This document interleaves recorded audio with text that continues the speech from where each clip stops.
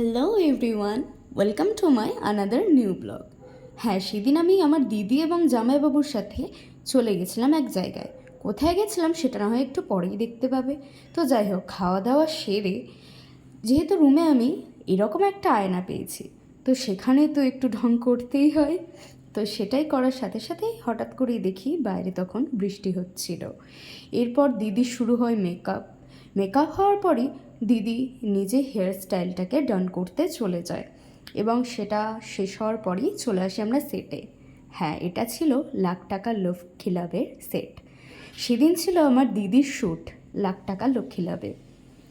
তোমরা দেখিয়ে নাও সেটটা অ্যাকচুয়ালি কতটা সুন্দরভাবে সাজানো। তা করতে করতে আমার দিদিও সে মঞ্চে চলে আসে এবং তারা নিজেদের মধ্যে কিছু কথাবার্তা বলছিল এবং সেখানকার হোস্টকে তোমরা দেখতেই পাচ্ছ না, আমার বলার বাকি রাখে না।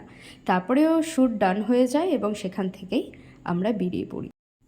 এটা দেখানো হবে মহালয়ার আগের দিন, তো সবাই দেখতে ভুলো না যেন। তো টাটা।